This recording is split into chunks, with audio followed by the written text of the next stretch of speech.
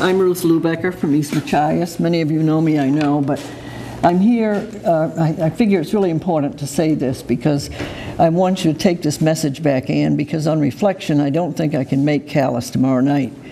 And where I've been today, all day in Bangor, is on a very extended, lengthy board meeting for the Eastern Area Agency on Aging. And I replaced Harry Vose on that board. So for those of you who know Harry, the former senator who's been dead for a number of years now, I've been there a long time. And what I'm putting out to you today is about hungry, elderly people. Their numbers are growing. And we learned today, via this in-depth meeting, that in 2010, we came up short. 70,000, over 70,000 elderly people went without food, went without meals. The Meals on Wheels program cut 10 sites so far, but also with the home deliveries, over 70,000 meals. That figure is only going to increase next year. And so you understand where this is, the Eastern Area Agency on Aging is Penobscot, Hancock, Piscataquis, and Washington counties, 4 counties. That's quite a massive area.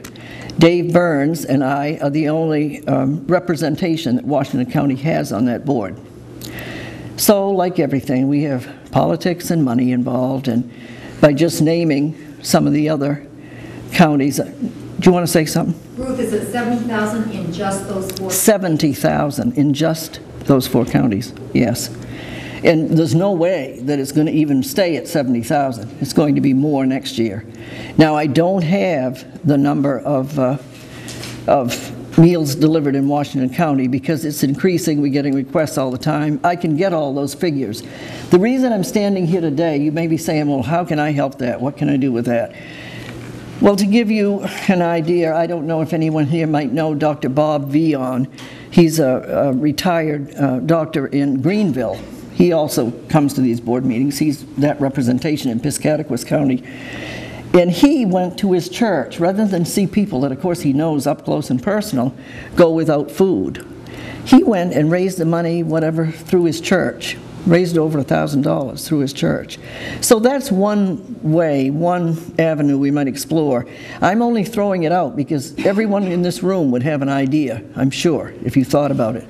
But also, I want Paul LePage to realize that we need some kind of legislation that will ensure that people get fed. You know, I don't think that's too much to ask when the government spends a lot of money in other areas. We need it here, and we need it now. It's a need that's only going to grow.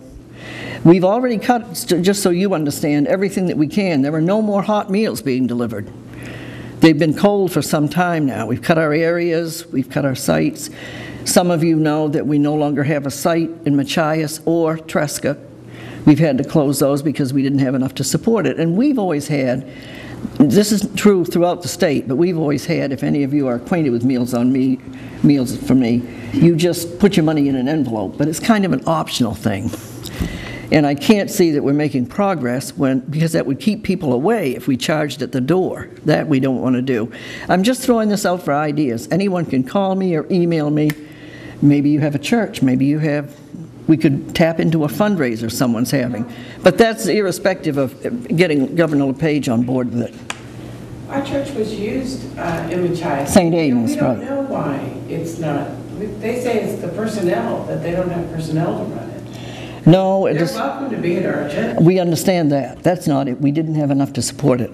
Oh, money-wise? Well, no, people. We didn't have enough people. In other words, we also live in an area where sometimes transportation is a factor. I have a friend I went all the way through high school with. Well, she's at home, so she picks up 2 or 3 elderly and takes there.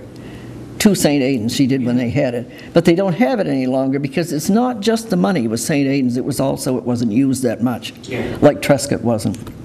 So that's all I had to say. I just would appreciate any ideas any of you might have because we need this very much.